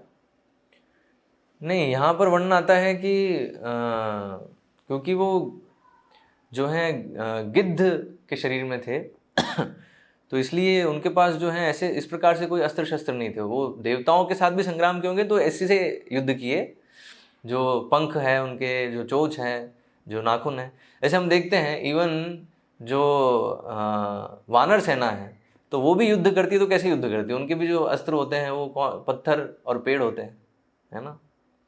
तो लेकिन फिर भी वो विजयी होते हैं उस युद्ध में। रावण के जो असुरों के पास, रावण के योद्धाओं के पास जो अस्त्र होते हैं बहुत ही मतलब बहुत जटिल प्रकार के अस्त्र होते हैं, आधुनिक तरह के अस्त्र होते हैं उनके पास, लेकिन फिर भी जो है वानर सेना जो है विजयी होती है। तो उसी प्रकार से जो जटायु हैं तो उनके पास ऐसे कोई उस प्रकार से अस्त्र नहीं थे, क्योंकि अगर होते तो फिर वो उसका उपयोग करते, तो नहीं थे। उनका जो शक्ति था वो था उनके पंख, उनके जो पैर हैं, नाखून हैं, और जो चोंच है। तो हम देखते ना, चोंच से ही उन्होंने रावण के 10 हाथों को काट दिया, और पैरों से उन्होंने रावण के धनुष को तोड़ दिया, रथ को तोड़ दिया, सब। तो एक्चुअली ये वर्णन है कि एक मतलब जो एक जीव है ना, जीव के सामने ये सारे जो अस्त्र शस्त्र हैं वो भी फीके पड़ जाते हैं। मतलब जीव जो है, तो क्योंकि वो आत्मा है ना, आत्मा जो है वो अपने आप में शक्तिशाली है, और फिर वो किस शरीर में है उसके अनुसार वो शक्तियाँ प्रकट होती हैं। और अगर वो भगवान की सेवा में है तो वो तो और भी अद्भुत शक्तियाँ प्रकट कर सकता है। जैसे हम आगे देखेंगे हनुमान जी के विषय में, है ना। तो हनुमान जी भी कैसे जो हैं युद्ध करते हैं, तो वो भी हम देखेंगे।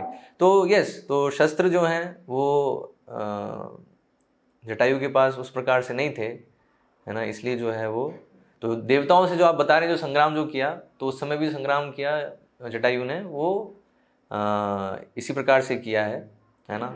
बाकी जो है आप बता सकते हैं इसमें, तो अभी देवताओं के साथ जो संग्राम हुआ जटायु का, थोड़ा सा आपको थोड़ा बताना पड़ेगा, क्योंकि मुझे भी ध्यान नहीं आ रहा ऐसा कौन सा इंसिडेंस है। क्योंकि एक इंसिडेंस तो है गरुड़ का, तो पता है ना। गरुड़ जो है वो अमृत लाने के लिए जाते हैं, तो उस समय वो देवताओं संग्राम करते हैं। लेकिन जटायु का मुझे ध्यान नहीं आ रहा है ऐसा, तो वो आप बताइएगा कहाँ इसका वर्णन है, तो वहाँ फिर और क्लियर हो पाएगा कि वहाँ जटायु ने अस्त्र शस्त्र उपयोग किए या नहीं किए, है ना। उससे और क्लियर हो पाएगा, ठीक है। फिर क्या प्रश्न है? और मिथिला का प्रश्न है कि गीता में क्लियर मैसेज है कर्म के विषय में, तो रामायण में भी कुछ ऐसा मैसेज है? रामायण में दरअसल जो संदेश है वो यही है, शुद्ध भक्ति का संदेश है। जैसे हम जटायु के उदाहरण से देख रहे हैं, है ना, कि बिना किसी अपेक्षा के भगवान की संतुष्टि के लिए कार्य करना। तो दरअसल जो इतिहास है वो हमें यही शिक्षा देते हैं, है ना। सभी शास्त्रों का संदेश एक्चुअली यही है कि कैसे हमें भगवान की सेवा में लगना है निष्काम भाव से, है ना, बिना किसी तो जो अन्याभिलाषिता शून्यम ज्ञान कर्मादि अनावृतम ऋषिकेन ऋषिकेशस्य सेवनम भक्तिर उच्यते। तो भक्ति का अर्थ क्या है, भगवान की सेवा कैसे होती है ना, सेवक कौन है। तो ये सारी शिक्षा जो है हमें रामायण से, महाभारत से और सभी शास्त्रों से यही शिक्षा मिलती है। संदेश एक ही है ना। जैसे हम देखते हैं गीता है, गीता का संदेश क्या है, हाँ, अल्टीमेट जो भगवान अर्जुन को बताए, सर्वधर्मान परित्यज्य माम एकम शरणम व्रजा, है ना, ये सब कुछ त्याग कर मेरी शरण में आओ। तो भी वहाँ बताया, तो अगर प्राण भी त्यागने पड़े तो भी आओ मेरी शरण में, है ना। तो ये जैसे एक धर्म है अपने प्राणों की रक्षा करना, है ना, एक ये भी एक धर्म है। इसलिए बोलते हैं हम सुसाइड, कोई अगर प्राण त्यागता है, सुसाइड करता है, तो वो क्या है, पाप कार्य है ना, उसके कारण उसको फिर भूत बनना पड़ता है। तो इसलिए बताया वो भी एक धर्म है ना, शरीर की रक्षा करना, प्राणों की रक्षा करना। लेकिन भगवान ये कह रहे हैं सर्वधर्मान परित्यज्य, है ना, सारे धर्म को त्यागो। तो उसमें अगर ये भी, तो सब कुछ अगर त्यागना पड़े तो मेरी शरण में आने के लिए तो आओ मेरी शरण में, मेरी शरण में आना ये इम्पोर्टेंट है। तो अल्टीमेट जो संदेश है सभी शास्त्रों का, वैदिक शास्त्रों का, वो एक ही संदेश है कि पूर्ण रूप से भगवान की शरण लेनी है। शरण का अर्थ क्या, शरणागति। तो बेसिकली सब जो हमें शरणागति सिखा रहे हैं, ये सारे चरित्र जो हैं, भगवान की शरण का अर्थ क्या है कि पूरी तरह से समर्पित होना, है ना, भगवान की संतुष्टि के लिए कार्य करना, और उसमें अगर प्राणों की आहुति भी देनी पड़े तो उसमें पीछे नहीं हटना चाहिए। तो ये जो है शिक्षा है, और सभी शास्त्रों में और रामायण में, महाभारत में, अनेक जितने भी जो ये चरित्र हैं, है ना, भक्तों के, तो वो यही हमें शिक्षा दे रहे हैं। ठीक है, तो इस तरीके से हमें समझना है। फिर क्या प्रश्न है? आकाश रघुवंशी का प्रश्न है। क्या है प्रश्न? हरे कृष्णा प्रभु जी। हरे कृष्णा प्रभु जी, मेरा प्रश्न नहीं है, मुझे एक डाउट था, एक चीज क्लियर करनी थी मुझे। प्रभु जी, मैंने ऐसा सुना है वाल्मीकि रामायण में, मैंने कंप्लीट रीड नहीं की है वाल्मीकि रामायण, मैंने सुना है किसी से कि आज के लेक्चर में जैसा आपने बताया युद्ध हुआ था जटायु और रावण के बीच। तो जटायु जैसे काफी बूढ़े थे, तो स्वाभाविक सी बात है वो जल्दी थक गए थे, इस कारण वो हारे। लेकिन प्रभु जी, मैंने ऐसा भी सुना था कि उनका युद्ध चल रहा था, काफी समय हो रहा था, तो रावण ने सोचा कि ऐसे तो ये नहीं चल पाएगा, इतनी देर में तो राम ही आ जाएंगे। और रावण जानते भी थे कि खर और दूषण का 14,000 उसे राक्षस के साथ वध किया था, तो राम जी से अभी नहीं भिड़ना है। तो प्रभु जी, मैंने ऐसा सुना था रावण ने सोचा कि छल किया जाए जटायु के साथ, तो उन्होंने कि जटायु से पूछा कि अपनी अपनी एक एक वीकनेस बताएंगे। तो जटायु ने बताया मेरे पंख हैं, रावण ने बताया मेरे पैर का नाखून है। तो जटायु नाखून की तरफ अटैक करने आए, तो उन्होंने छल से उनके पंख काट दिए। मतलब प्रभु जी, ये चीज मैंने सुनी थी किसी से, वाल्मीकि रामायण में ऐसा वर्णन है, तो वही क्लियर करना था, ऐसा है क्या? मतलब वाल्मीकि रामायण में तो मतलब इसमें ऐसा वर्णन नहीं है कि दोनों एक दूसरे को अपनी वीकनेस बता रहे हैं, ऐसा कोई वर्णन नहीं है। लेकिन ये जरूर है कि तलवार से जो है मतलब हाँ, ये एक कंसिडरेशन था रावण का कि लेट हो रहे हैं, क्योंकि 1 घंटा बीत गया था, है ना, मतलब उनका जो युद्ध है वो लगभग 1 घंटा चला। तो रावण को ये भी था कि अभी जो है समय बीतता जा रहा है, और जो है इतने में तो राम लक्ष्मण भी आ जाएंगे। तो इसलिए रावण को भी जल्दी से जो है ये जटायु को रास्ते से हटाना था। तो इसलिए रावण ने क्या है, रावण चाहता तो जटायु को पूरी तरह से मार सकता था, लेकिन उसने पूरी तरह से नहीं मारा, उसने बस जो है जटायु के पंख काट दिए और अधमरा करके फिर वो जो है जो उसका जो कार्य था सीता का अपहरण करना, उसमें वो लग गया। तो ये था, उसको टाइम बाउंडेशन तो थी, इसलिए उसने जटायु को अधमरा करके कि इस तरह से अभी युद्ध नहीं कर सके, और वो तुरंत जो है भागा। तो वो तो एक कारण था। लेकिन ये जो आप बता रहे हैं कि जो एक दूसरे की वीकनेस बताते हैं, ये कहीं वर्णन नहीं है।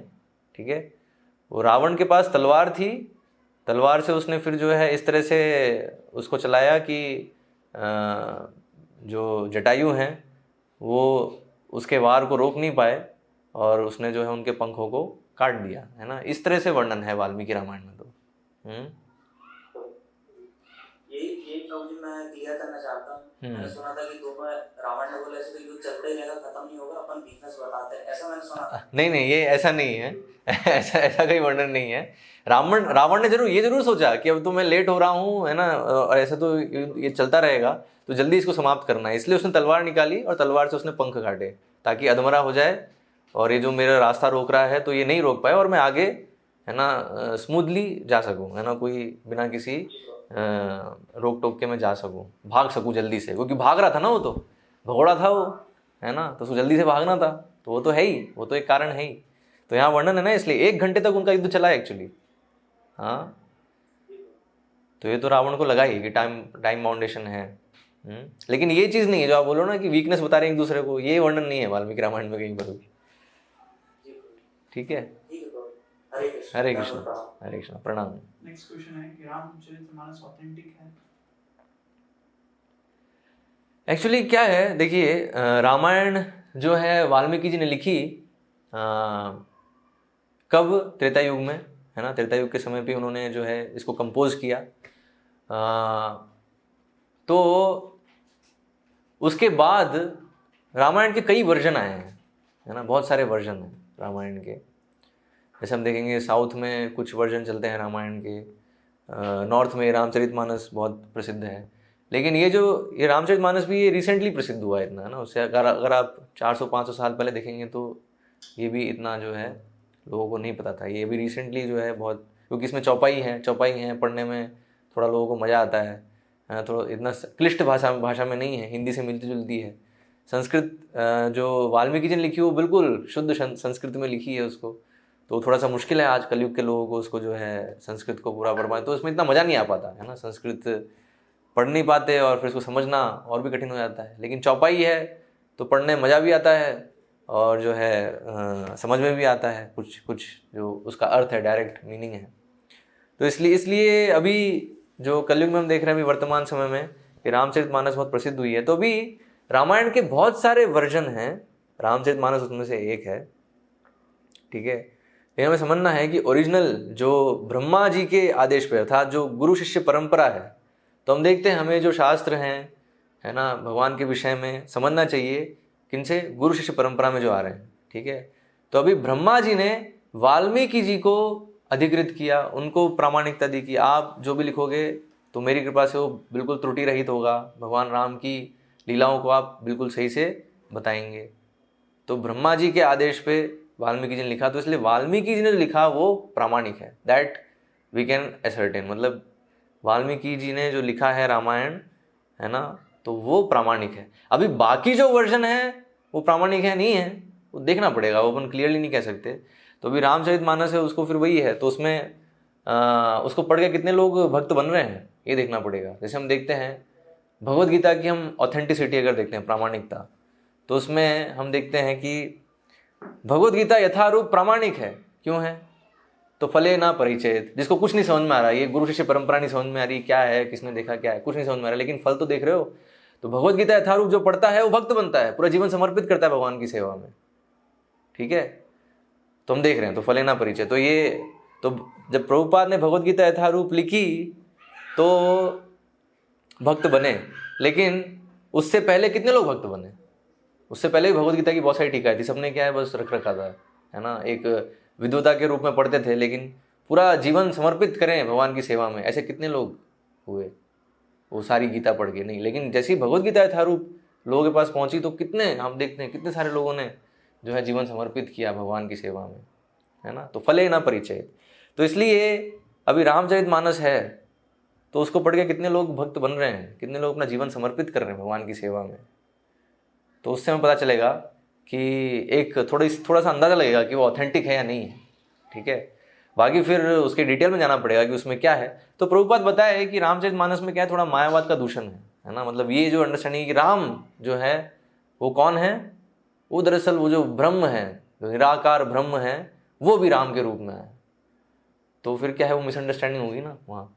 ये अंडरस्टैंडिंग, ये समझ नहीं है कि एक्चुअली राम जो है वो पूर्ण वो मर्यादा पुरुषोत्तम भगवान है, और उनका जो तेज है, उनके शरीर का जो दिव्य तेज है वो ब्रह्म ज्योति है। तो हम देखते हैं अधिकतर लोगों की यही अंडरस्टैंडिंग रहती है, मिसअंडरस्टैंडिंग रहती है। क्या है कि परम सत्य जो है वो तो निराकार ब्रह्म है, ठीक है, और जब यहाँ इस जगत में आते हैं तो वो एक रूप लेते हैं, तो कभी कृष्ण के रूप में, कभी राम के रूप में, कभी नरसिम्हा के रूप में, लेकिन अल्टीमेटली तो जो है परम सत्य निराकार है। तो रामचरितमानस में थोड़ा सा जो है ये दूषण, मायावाद दूषण जो है वो, और ये क्या है कई बार बहुत सूक्ष्म होता है, इतनी आसानी से समझ में नहीं आता है ना, लेकिन वो उसमें समस्या है। तो हम देख सकते हैं कि उसको पढ़ के कितने लोग भक्त बन रहे हैं। हम देखते हैं बहुत सारे लोग चौपाई कोट करते हैं, अपने आप को दिखाते हैं, लेकिन उनका अगर आप जीवन देखेंगे तो जीवन में वो कोई वही काम क्रोध लोभ मोह है ना, उसमें फंसे हुए हैं, ठीक है। तो उससे हम थोड़ा सा अंदाज़ा लगा सकते हैं कि वो प्रामाणिक है या नहीं, ठीक है। बाकी प्रामाणिक क्या है वो हम जानते हैं, वाल्मीकि कृत रामायण प्रामाणिक है, और उसे गुरु शिष्य परंपरा में हमें समझना चाहिए एक प्रामाणिक गुरु से, ठीक है। अब रामचरितमानस जो है वो बहुत सारे जो वर्जन है रामायण के, उनमें से एक वर्जन है, ठीक है। तो इसलिए हम जो प्रामाणिक चीज़ों में पक्का पता है उस पर फोकस करें। जो संदिग्ध है कि पता नहीं है या नहीं है, क्या है, क्यों इतना, हमारे पास ऐसे भी समय कम है ना, अल्प आयु है कलयुग में, है ना, हमारे पास इतना समय नहीं है कि हम ढूंढते फिरें जिसमें आवश्यक नहीं है कि अभी प्रामाणिक है या नहीं है और फिर उसको पढ़ें। जब हमें ऑलरेडी पता है कि प्रामाणिक क्या है, क्लियर है, तो उसको पढ़ें और शिक्षा लें और अपने जीवन को सफल बनाएं, है ना, इधर उधर भटके नहीं। तो फोकस जो है वो बहुत ज़रूरी है ना, इधर उधर भटकते रहेंगे तो फिर कहीं नहीं पहुंचेंगे, ठीक है। और क्या प्रश्न है? आखिरी प्रश्न देखिए धर्मेंद्र जी का। अच्छा, धर्मेंद्र चौहान जी अपने, ओके, क्या है? हरे कृष्णा प्रभु, हरे कृष्णा प्रभु, दंडवत प्रणाम। दरअसल प्रभु मेरे दो सवाल हैं। सवाल अपन कि जटायु महाराज भगवान की सेवा करते हुए अपने प्राण त्याग देते हैं, उसके संदर्भ में आपने कहा था कि कई बार हमें गुरु आज्ञा का पालन करना चाहिए, हम जानते हैं कि काम हमसे नहीं हो पाएगा। तो उसी से संबंधित एक मेरा प्रश्न ये है कि हम जानते हैं कि वो मतलब जो भी कार्य हम कर रहे हैं, we are not capable to do that, कि वो ठीक से नहीं होगा, उसका परिणाम खराब ही होगा, और उससे हमारा आयोजन या कार्यक्रम या जो भी उद्देश्य है वो खराब हो सकता है या विफल हो सकता है। तो बावजूद इसकी स्थिति, ऐसी स्थिति में हमें क्या करना चाहिए? मेरा एक बुद्धि ये कहती है कि हमें गुरु को बताना चाहिए, क्या ऐसा करना चाहिए कि मैं वो काम नहीं कर। बिल्कुल, हमें जो है जब हमें ऐसा लग रहा है तो विचार विमर्श करना चाहिए, लेकिन अगर ऐसा दिख रहा है कि अब तो कोई है ही नहीं और कोई है नहीं करने के लिए उसको, अर्थात मान लीजिए कोई सेवा है जिसमें अभी योग्यता चाहिए, लेकिन अभी वो योग्यता वाला कोई है नहीं अभी, ठीक है, किसी को तो करना है, तो अभी गुरु ने कहा नहीं आप करिए, तो ऐसी स्थिति में हमें तैयार रहना चाहिए उसे करने के लिए, ये पॉइंट है। वो तो ठीक है, हमें बुद्धि विवेक से प्रयास करना चाहिए कि जो भी सेवा है वो बेस्ट तरीके से हो। तो अगर हमें दिख रहा है कि हम तो नहीं कर पाएंगे तो गुरु को हम बताएं कि देखिए, और यूजुअली क्या होता है, गुरु को ही पता होता है कि आप नहीं कर पाओगे। जैसे मैं आपको एक उदाहरण दूं, जैसे चैतन्य महाप्रभु जब देखते हैं साउथ इंडिया, जब वो टूर जब साउथ इंडिया में होते हैं, जब है ना दक्षिण भारत में जब प्रचार कर रहे होते हैं, तो वहाँ पे वर्णन आता है ना, वो एक ब्राह्मण को देखते हैं और वो ब्राह्मण जो है भगवद गीता पढ़ रहा होता है, और जब वो पढ़ रहा होता है उसके बाकी जितने भी ब्राह्मण मित्र होते हैं वो सब उसका जो है परिहास कर रहे होते हैं, उसके ऊपर मजाक उड़ा रहे होते हैं, लेकिन वो जो ब्राह्मण है वो बहुत जो है लगा रहता है उसमें। और चैतन्य महाप्रभु उसके पास जाके पूछते हैं, अरे तुम क्या कर रहे हो, हैं? तो फिर बताता है कि मैं जो है भगवद गीता का पाठ कर रहा हूँ। तो फिर चैतन्य महाप्रभु पूछते हैं ना कि लेकिन मैं देख रहा हूँ कि बाकी सब जो है वो बहुत हंस रहे हैं, बहुत मजाक उड़ा रहे हैं, तो क्या स्थिति, क्या बात है?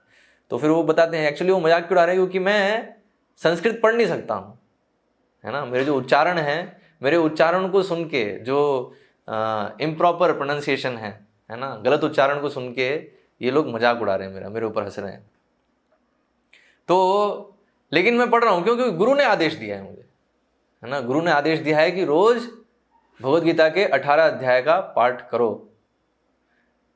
तो हालांकि मैं योग्य नहीं हूँ, मुझे संस्कृत नहीं आती सही से, मैं पढ़ नहीं सकता हूँ, लेकिन फिर भी क्योंकि गुरु ने आज्ञा दी है तो इसलिए मैं पढ़ने का प्रयास कर रहा हूँ। और उसमें ये लोग मेरा मजाक उड़ा रहे हैं तो ठीक है, कोई दिक्कत नहीं, गुरु ने आज्ञा दी है इसलिए मैं उसको पढ़ रहा हूँ। तो चैतन्य महाप्रभु फिर बोलते हैं अच्छा तो तुम्हें संस्कृत नहीं आती है फिर भी तुम पढ़ रहे हो, तुम्हारा उच्चारण ठीक नहीं है, लेकिन फिर भी मैं देख रहा हूँ तुम पूरी तरह से एब्जॉर्ब्ड हो, बड़े ही जो है डूबे हुए हो और तुम्हारे आंखों से आंसू भी आ रहे हैं, तो क्या तो ऐसा लग रहा है कि तुम समझ रहे हो अच्छे से।